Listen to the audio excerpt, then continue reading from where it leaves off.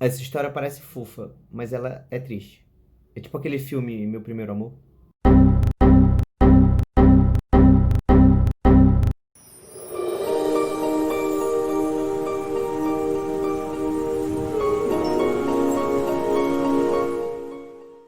Saudações eu do futuro, queridos renascentistas e curiosos de plantão. Continuando a série sobre a minha vida, hoje eu vou falar sobre o dia que eu perdi minha inocência. E como eu falei no vídeo anterior, né, até os meus 5 anos eu morava em Floriano, Piauí, que é a cidade que eu nasci.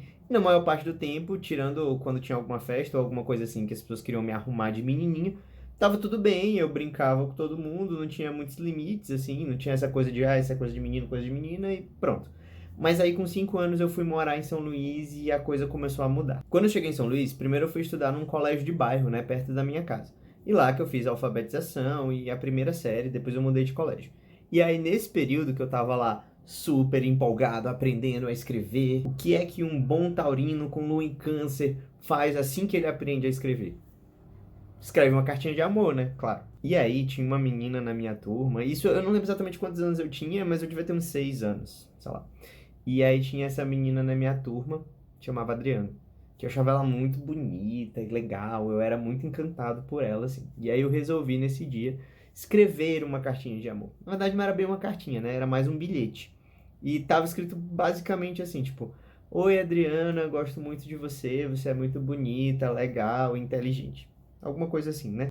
E aí eu armei todo um plano de como que eu ia entregar esse bilhete para ela ainda, né? Usando aí os meus signos como desculpa, uma coisa bem chamativa, dramática. Assim, eu pensei, pô, vai ser uma cena de filme.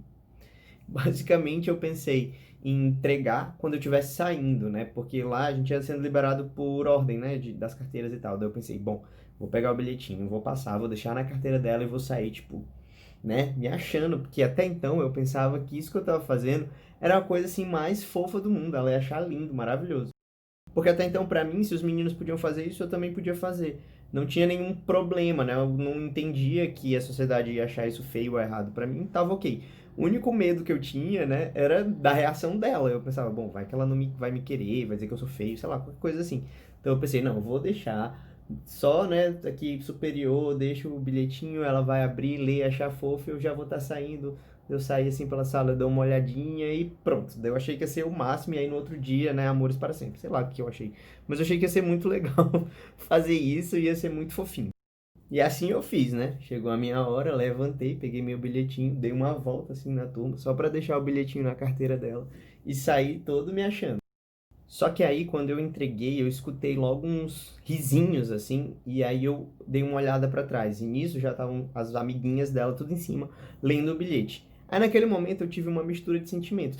Deu aquela apreensão, aquela ansiedade de tipo, putz, outras pessoas vão ver, né? O que que eles vão dizer? Vão dizer, ah, tá gostando dela, aquela coisa, né? E eu imaginava que fosse acontecer algo assim, sabe? Tipo, tá namorando, ou tipo, ih, você tá gostando dela, né? Essas coisas de criança. Esse era o meu medo. Eu nunca tinha pensado, não tinha passado pela minha cabeça que o problema ia ser o fato de eu ser uma menina escrevendo para uma menina naquela época. E aí eu tava nesse misto de sensações, né? Mas ainda inocente, levei um banho de água fria porque a melhor amiguinha dela, a Laís, gritou assim para todo mundo ouvir, tipo: "Ah, aqui tá escrito que ela gosta de você, mas ela é uma menina, que nojo, eca", sei lá, alguma coisa assim. Para minha sorte, muita gente já tinha saído da turma, então não tava todo mundo. Mas depois desse dia eu nunca mais olhei pra cara da Adriana e nenhuma das meninas, eu nunca mais falei com nenhuma delas. E eu fiquei muito triste porque eu realmente não esperava que esse fosse ser o problema, aquilo me pegou totalmente de surpresa e desprevenido. E eu lembro, porque a manhã sempre ia me buscar no colégio, a gente voltava andando pra casa, e eu lembro de eu estar, tipo, muito triste. Na hora que ela falou aquilo, eu segurei, assim, pra não chorar, mas o olho cheio de lágrima e eu engoli a seco, tipo, vou fingir que nada está acontecendo e vou sair.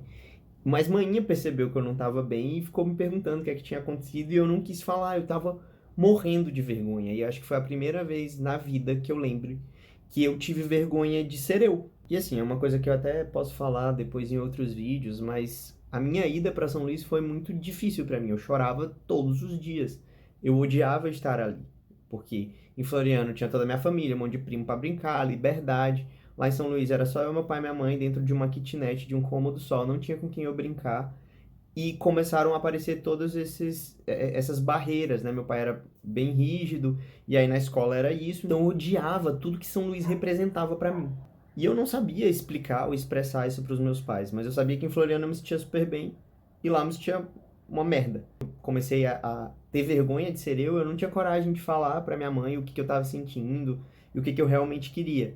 Até porque eu tentava dar alguns sinais indiretos e a resposta não costumava ser tão boa, mas eu também vou falando mais pra frente. Então eu só ficava mal e chorava e dizia que eu queria voltar pra Floriano e era basicamente isso. E eu me lembro de uma outra passagem também, ainda nessa escola, eu estudei lá, acho que até os meus 7, 8 anos por aí. Acho que eu fiquei uns 2 anos e meio só nessa escola. E ainda nessa época que eu estudava lá, mais uma vez voltando para casa com manhinha, e eu tentando falar para ela o que estava acontecendo, e o pessoal da escola ficava, enfim, já rolava aquele bullying, dizer que eu era um menino e tal, e aí eu falei, mãe, os meninos da escola estão falando para mim que eu não sou uma mulher. Ao mesmo tempo que eu falei aquilo para minha mãe, porque eu não sabia lidar com a situação, mas eu também queria dizer, tá vendo, mãe, as pessoas percebem também, não sou só eu. A senhora consegue ver que eu não sou como as outras meninas? Porque era um outro misto de sensação que me acompanhou durante toda a vida, e eu vou falar isso mais pra frente quando eu falar especificamente sobre bullying, que era isso de, ao mesmo tempo, ser um reconhecimento, né? A Laerte até fez uma tirinha sobre isso, eu vou colocar. E aí eu falei isso pra minha mãe naquele momento, com a esperança de que ela fosse dizer, é isso aí, tá tudo bem.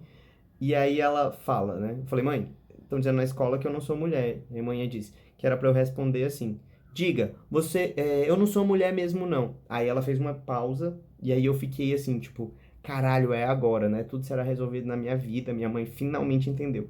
Aí ela completou, você tem que dizer que você é menina. Aí, né?